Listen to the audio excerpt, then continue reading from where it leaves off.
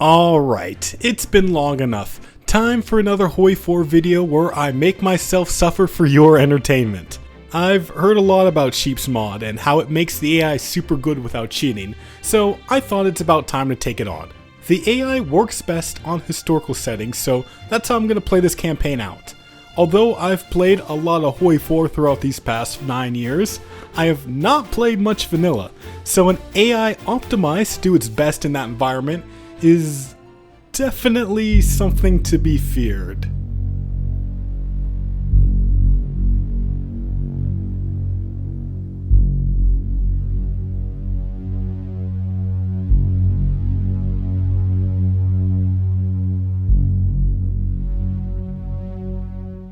But I'm still gonna give it the good old college try. So when you start as Germany, you seem to have a bit extra to work with here. 2 trait points to spend on man, which you obviously put on production, and an artillery trait. You also have 7 army XP, which is just what you need to make a cheap medium tank convert. I'll be making a lot of these during the interwar and convert them to proper tanks later on to save on IC and resources. I expected to just sit back for a while, but when I saw the Soviets were sending volunteers to Ethiopia, I was like, okay, we're being that sweaty, okay. Obviously, I had to do my part. Historians won't tell you this, but the first time Zhukov and Manstein fought was in the mountains around Gondar. I don't even get why they showed up here, especially with tanks. This is what happens when you purge all the good officers. We kill Ethiopia without a problem, but I'm not sure if the Soviet volunteers escaped or not. I do like how the mod has reduced XP cost to make divisions, so when the Spanish Civil War starts, I can send them some nice guys. I'm not going to waste your time with a play-by-play of this war. It goes normally and boring as you'd expect. Since I'm trying to have full doctrine and a good general by war though, I'm going to send more volunteers along with Manstein to level him up to the Japanese. When they get there, I see that the Chinese have formed a very intimidating wall of divisions. However, those divisions don't stand a chance against the power of a Panzer II. Why is Manstein Bonsai charging with tanks? Of all the things to pick up from the Japanese, that's what you learned? I started spying on France, so I know what I'm up against, and the French do me the favor of presenting their tank divisions they'll eventually use against me. This was kind of freaking me out. That template is gonna directly counter my mediums, and who knows how many they'll have by wartime. 10 months after the Sino-Japanese War started, Manstein had successfully helped the Japanese clear Beijing and 1 tile next to it. Sounds embarrassing until you look at the casualties. They were literally throwing bodies at me to slow us down. Eventually, I start making actual tanks, and with the help of the Swiss trade, I was pumping them out. The Japanese made a landing in Shandong, and the volunteer divisions were eager to use those new medium tanks to link up with them. So Manstein set off, once again bonsai charging the Chinese and sliced through their lines. He easily met up with the Japanese around Jinan and took out many Chinese divisions on the way. I'm sure we saved the Japanese AI months of combat as we drove south to Nanjing. We were creating pockets that the Japanese could easily destroy, and in February 1939, we gave them the city of Nanjing. I kinda chilled out in China after that cause southern China is just a black hole for tanks, and I needed to make sure everything was ready for Europe. The French though, kinda scaring me since I don't know how many tanks they got, plus they're already being reinforced by the British. Before I even started the war, the French are already outproducing me on tanks, and the British are outproducing me on planes. I wanna say that I still had faith in myself, but in reality, that declare war button was looking real scary. Still, the show must go on. My tanks returned from China to blitz their way to Warsaw, but the Poles turned out to have their own offensive plans. Now, you may be thinking, the Polish AI is cooking hard with this plan of death stacking their troops, but this isn't EU4. I just walk behind them and now they're screwed. As for what the West is doing, well, they're kicking my ass in the air war. I think the Brits rush fighter 2s, and this is the result of that. I'm losing the air war so bad, my tanks are getting bombed in Poland. Because of that, I'm 2 months into the war, and I haven't even taken Warsaw. The Poles were running guerrilla warfare doctrine, so that combined with Allied air power made it so that while they couldn't beat my tanks, they could drag out battles for a long time. They're also logi striking me just to add salt on the wound. In Germany, the trains don't run on time because there are no trains. Still, there are things I can do to help my army fight under red air. I get more tanks out and finally take Warsaw, which from there I can then move north to link up with East Prussia, splitting the country in two. Unfortunately, the Poles are going to force me to fight them for a lot longer. At least when I took Danzig and cut up Poland more, the Poles lost their air support, so things started speeding up. My tanks could rush forward and secure the last cities in the southeast, and finally, in April 1940, after 6 months of fighting, Poland capitulated. I feel like that Tintin comic right now.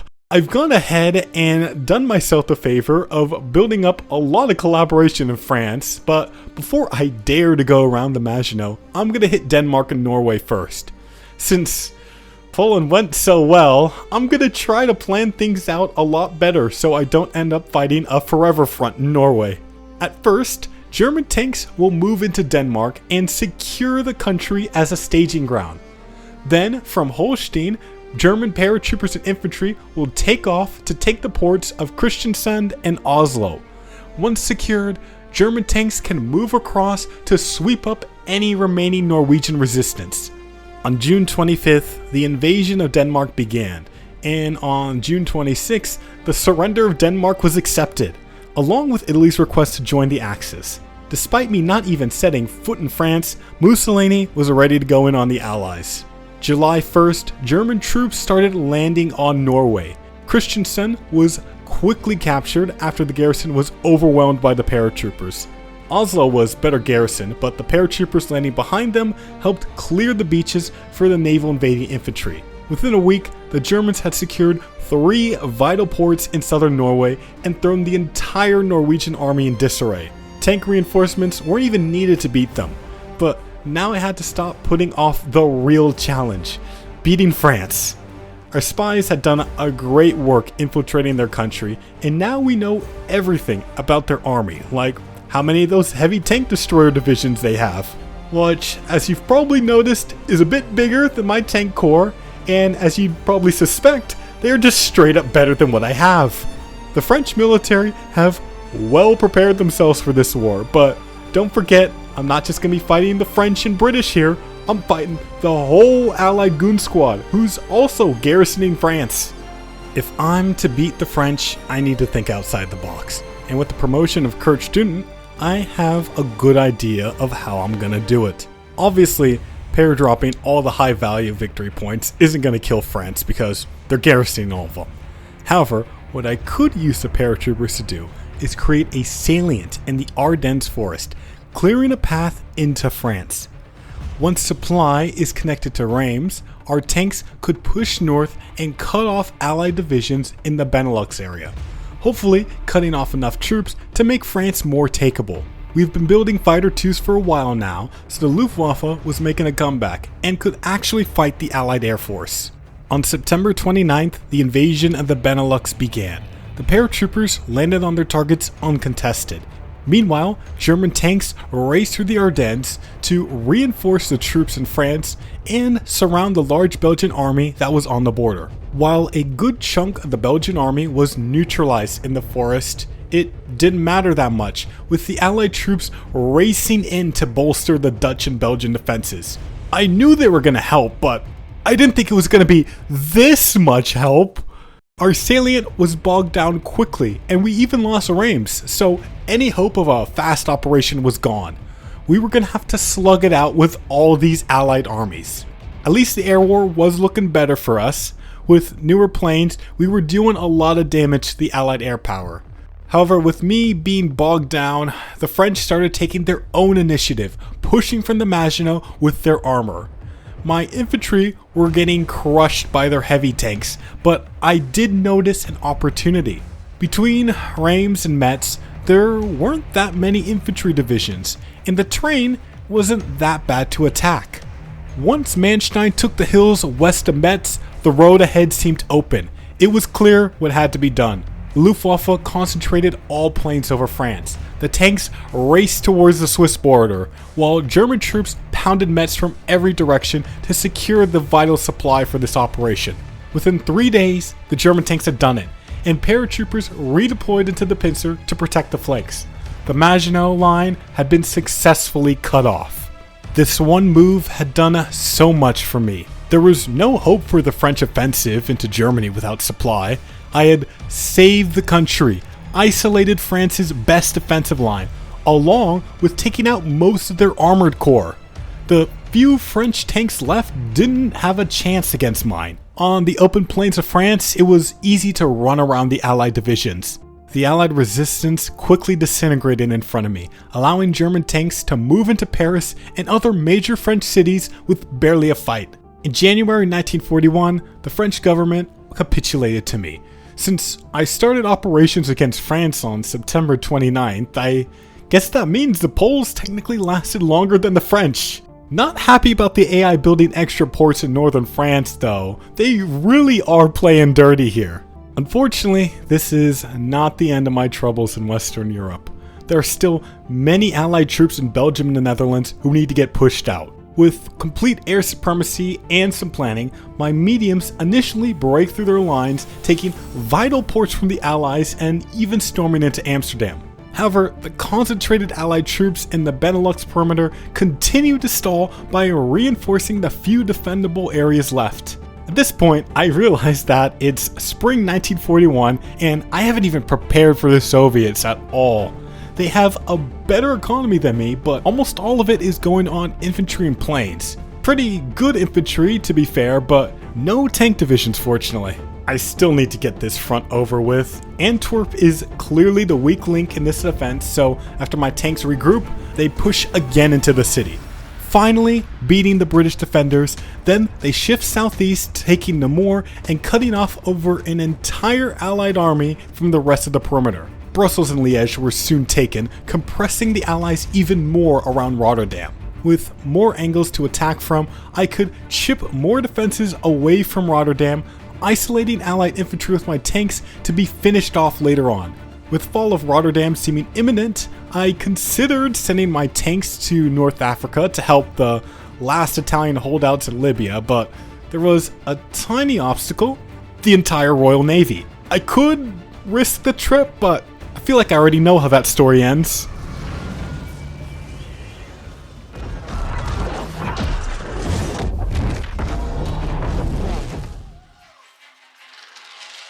That's it? With Western Europe taking so long to secure, I just accept I'm not attacking the Soviets until next year. I need time to build up my army to be able to fight decently on the east while garrisoning the west. In September, I'm still dealing with the ragtag group of Allied divisions in Rotterdam. They are in a city surrounded by rivers. It's such an annoying place to attack. I remembered that I have some capital ships that I can use to support the attack, but the British were quick to remind me why putting the German Navy in the English Channel is a bad idea. After getting reinforced with some self-propelled super heavy artillery, the tanks attacked the Dutch cities again, clearing Breda, forcing a big battle in Rotterdam. Slowly but surely, Manstein's tanks would clear out the city of Allied soldiers. In that city alone, over 400,000 Allied troops perished. But now, Western Europe was completely clear. Unfortunately, Africa has been completely lost, and with the state of the Italian Navy, returning is gonna be a bit of a challenge. My main advantage throughout this game is having tanks ahead of time. In November of 1941, we're gonna start pumping out these Panthers for the army. That should hopefully give the Soviet infantry a lot of trouble. Next month, Japan declares war on the Allies, so hopefully that will take off a lot of heat on me. Since I don't plan on going in on the Soviets until June, I want to spend the next 6 months hurting the Allies even more, so a D-Day is harder. I start with a paratrooper operation to retake Corsica and Sardinia, which will be a nice base for me to spring back into North Africa. However, some troubling news changes the plans. Stalin signs a pact with the British and is getting ready to declare war on me. Despite their imminent invasion, they still accept the research treaty, so we're gonna have modern tanks in the middle of 1943 in exchange for the Soviets getting nothing because they're not even building tanks. Really makes you wonder what's going on in Moscow. I'm unsure of what's being proposed. I just said what was being proposed. I just said it. What's that? And you're being obstructionist. I started sending scout planes to the UK, and my first impressions are that D-Day is probably a lot closer than I thought. But my second impression is that although Dover is stacked with that invasion force, maybe I could bring the fight to them through Cornwall. The Luftwaffe could secure the skies, and Student could lead an aerial invasion of Cornwall. Before attempting this, we had to grind down the RAF though, and I don't know what's going on in these skies, but the British are doing so bad it's embarrassing. However, they're gonna have to pick up the pace because now the Soviets are actually at war with us. Romania immediately starts folding like a wet paper bag, and I have to divert tanks to save them. To give props to the Soviets, their infantry ain't too bad. When fighting under green air, they can definitely be a headache to my tanks, but when the front is mobile like this, the tanks are definitely better. Over the English Channel, the British air losses got so massive that they can't replace their planes and lost all their veterancy, so their air superiority started collapsing. On May 20th, 1942, Student received the launch order and the German troops set off for Cornwall. The landings weren't easy. British AA caused a lot of damage to the paratroopers, and then they had to defeat the Allied garrisons. The Allied response came quick as expected, but the few divisions around Plymouth were caught so off guard they were quickly overwhelmed by the German invaders. The port was soon secured, and they just had to hold against all the Allied counterattacks until tanks could arrive. While the tanks had to hope the tactical bombers would protect them. The tanks did arrive mostly unharmed, but this was the easy part. Their capabilities were very limited by Allied navies in the English Channel, trying to intercept any supply ships also going to Plymouth. Now, some German generals were probably a bit concerned about starting this very ambitious and precarious front when the Eastern Front could safely be described as not great, not terrible. If the tanks in Cornwall were in East Prussia, they certainly could have held that territory. Also, the Soviet infantry continued to pour into the Balkans, now threatening Bulgaria and causing our allies to reconsider their role in this war. However, I still believe the invasion would eventually pay off. Sure, the Plymouth perimeter was a long shot since it was constantly being attacked by Allied troops. Despite having air dominance and constantly running close air support missions, the German troops were being whittled down. Air supply can only do so much. The naval harassment in the English Channel made it so there were never enough supplies and reinforcements coming in. When Allied troops pushed to just outside Plymouth, it was clear that things had to be changed to be more sustainable. Divisions needed to be combined and moved out. Back east, miracles were being done. The German tanks in Romania cut off the Soviet troops in Bulgaria and started eliminating the army. This freed up tanks to move north and do something about the Soviet soldiers pushing into Poland. My worst fears in the West were coming true though. The Allies launched a giant D-Day in 1942, and while France was holding alright, we had a very close call in Plymouth. Maybe this D-Day was a blessing in disguise, cause I think I would have missed that if they didn't invade now. The Netherlands landing was clearly a problem though. Bulgaria was at least saved enough, and I got some breathing room with some extra reinforcements in the east. The naval bombers were slowly clearing out the Allied fleets in the English Channel, but it wasn't cheap to do it. German engineers also got on upgrading the railroads going to Brest to increase supply potential there. The German tanks safely left the Eastern Front to deal with the Allied landing in the Netherlands. The Soviets had exhausted themselves so much they weren't going to be a threat for a while.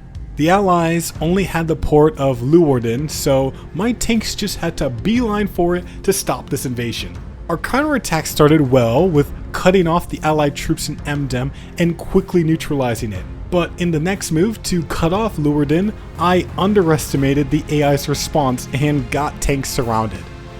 I thought I could easily break them out, but then they started pinning my rescue, and that actually caught me off guard because I've never seen the AI pin division strategically like that.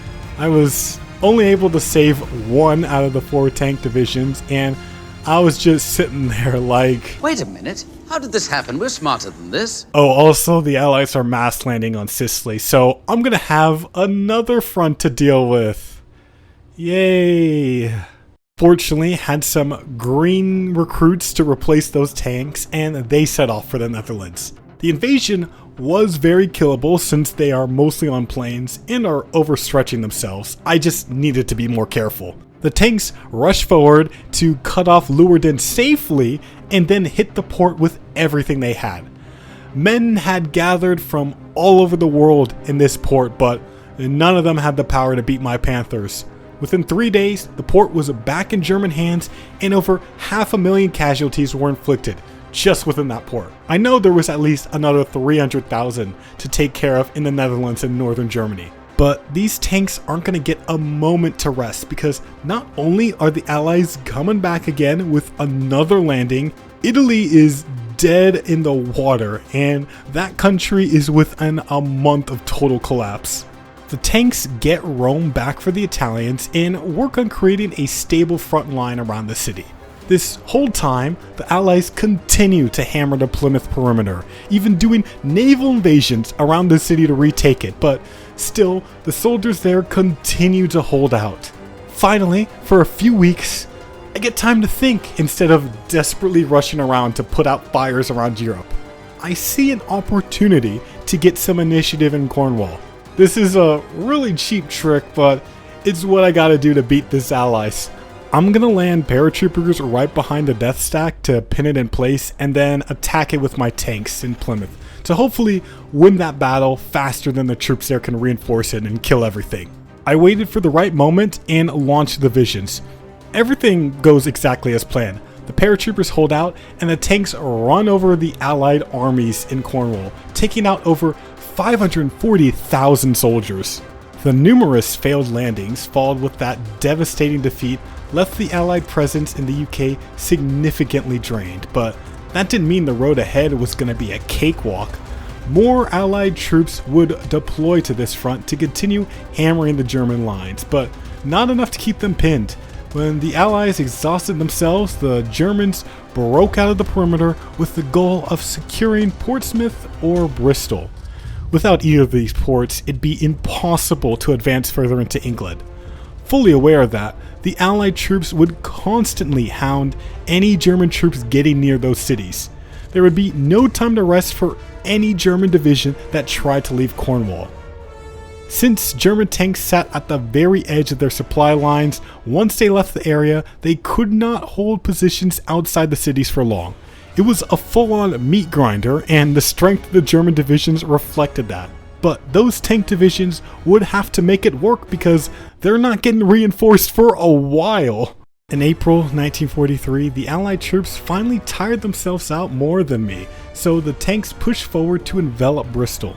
Every tile forward, they were slammed by more and more Allied troops, but this time, the soldiers were able to hold out in some of the advanced position. Bristol's defenders tried their best to stop my Panthers, but once I reinforced them with a railway gun, it gave my men the edge they needed to take the city. We had a solid defense line in front of Cornwall, along with a lot more available supply, so the troops were given some time to rest, while reinforcements were rushed into the understrength divisions. On June 22nd, another offensive was launched eastwards to secure the rest of southern England. With the tanks operating at or near full power, the Allies couldn't stop them. So much blood had been spilled for Bristol and Cornwall that there was little left for London when it was under attack.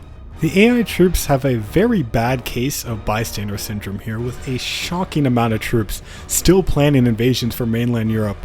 Soon, I could end the threat of all D-Day landings by taking over the Essex and Suffolk area. These guys were in London. I probably would have had another Bristol situation though, so kinda happy they chose to die like this. With that done, I feel pretty confident that this is going to be over pretty soon, so I got a little cocky with my tanks and the AI punished me for it. It was definitely annoying to lose 3 tanks like that, but tank production had scaled up a lot over this year, so it wasn't too bad. It's not like that will turn the tide either, cause after Wales falls, the front is pretty narrow, and England is looking like a ghost town now compared to what it was a year ago. Even Mr. We Will Never Surrender knows it's cooked, with him announcing that the British government is fleeing the British Isles to go elsewhere in the Empire. It was time to finish the job. The remnants of the Allied army disintegrated in front of me, and I think at this point there are more Brazilians defending the UK than actual Brits. When I reached Glasgow, it's official. After over 16 months of fighting the UK, it's finally gone. Well, no one's ever really gone. Everywhere I look, I see his ugly face, and the Royal Navy has now fled to India. There's still so much for me to do because I'd focused on the UK mainly.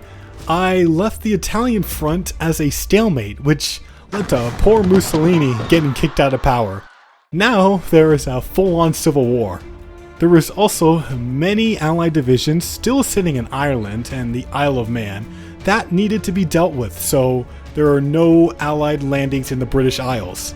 Student would once again lead a daring airborne attack since we don't have a navy to do naval invasions. The Fallschirmjägers would focus on the north and east of Ireland. The northern group would form a barrier to isolate Belfast since it contained the majority of the Allied divisions, while the eastern group would surround Dublin and launch a full-on assault of the city to secure the port for tank reinforcements. The Allied troops responded fast. Despite air supremacy, the northern barrier fell quickly, and troops moved out to push back the paratroopers. Fortunately, the Dublin garrison surrendered right after that, so the paratroopers could focus on establishing a perimeter around the city. The tanks make short work of any soldier who dared to oppose them in the open Irish fields, but when it came to dealing the final blow on Belfast, it got a lot harder.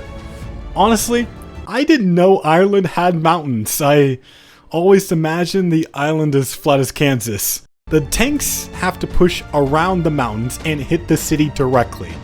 Eventually, as I keep slamming the tanks into the city, I'm gonna get lucky with the reinforced chance.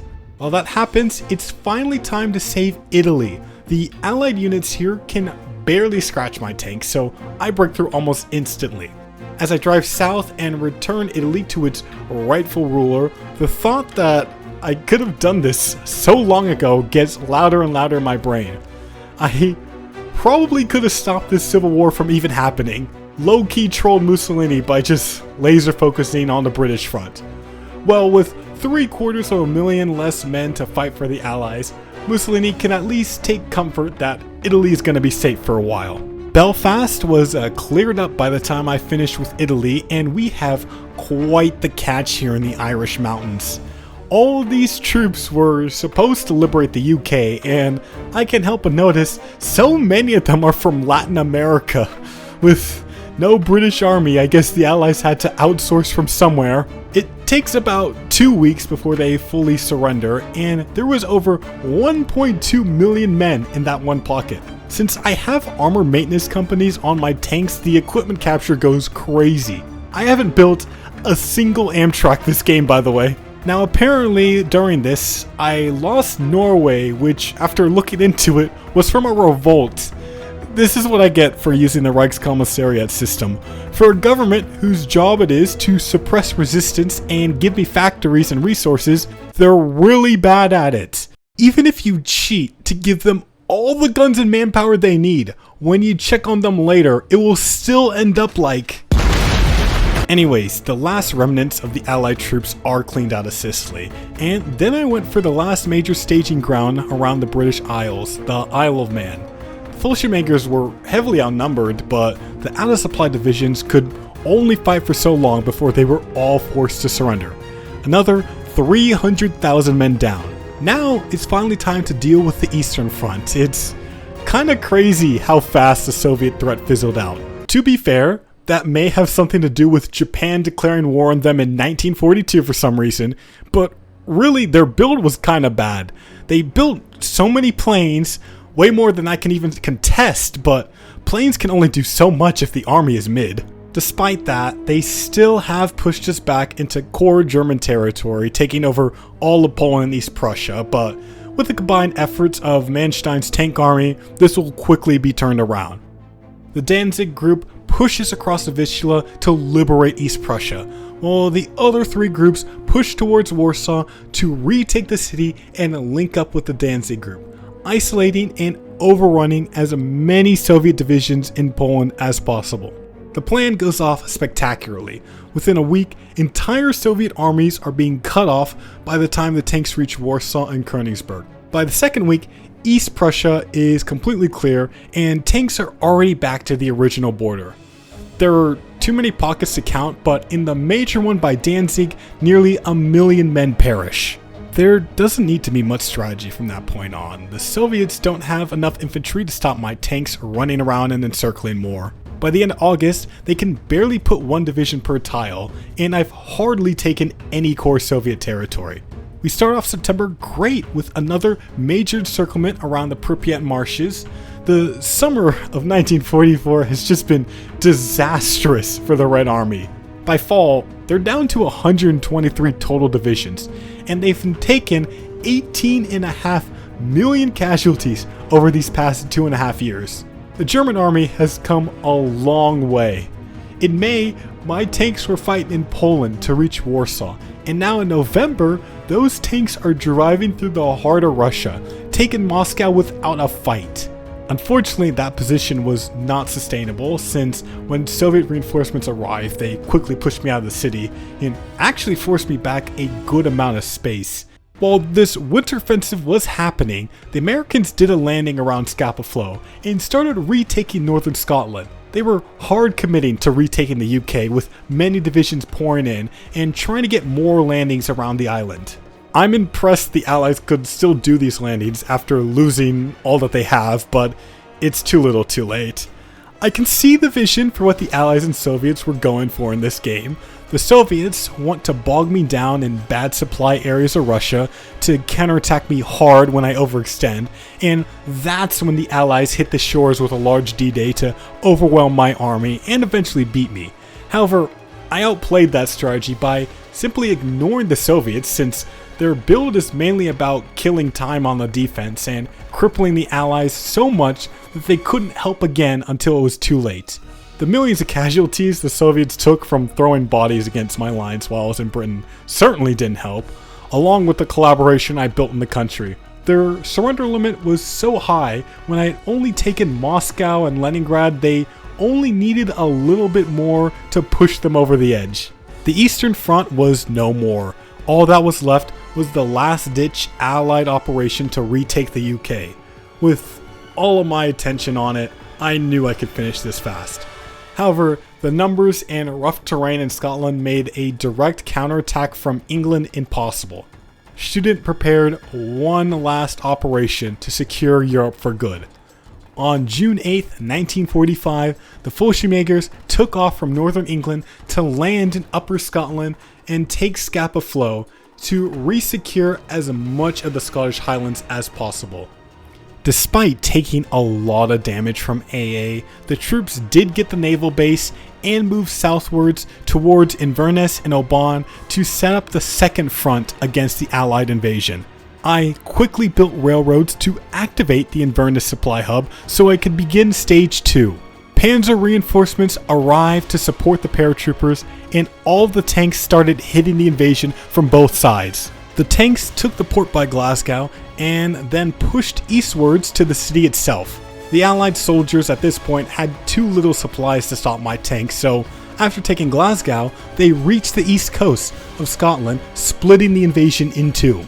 It was all falling apart so fast, my tanks had become unstoppable.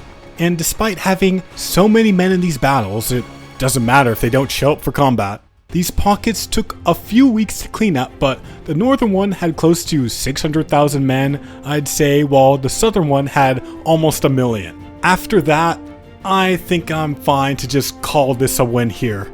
I don't need to build a fleet to invade the Americas. There's a new order in Europe, and I don't care to do much more. Definitely not my hardest campaign ever, because I did one-shot this, but those other ones involved giving the AI a bunch of cheats, so I'm happy with how the Sheep's AI mod did. Honestly, it all comes down to the Soviets doing a mediocre build. If they did something normal like heavy tanks, I probably would have died in 1942. If y'all got this far, thank you for watching. I really hope y'all enjoyed the map animations I did. It's something I've been wanting to do for a while and hired an artist to help me with. So if you want me to do more of them in the future, please support me on Patreon so I can invest more time and money into them. If you can't, just like the video so more people will see it. I'll have more workers and resources and U-boat for y'all later this month, but in the meantime, if you want to watch something, check out my recent RimWorld video where I try out the brand new DLC that involves me flying around the planet getting chased by robots and bandits. It's a fun watch. Many thanks to my current alumni on Patreon, allowing me to take my time and experiment with videos. That's all for me for now. Hope to see y'all again. Bye bye.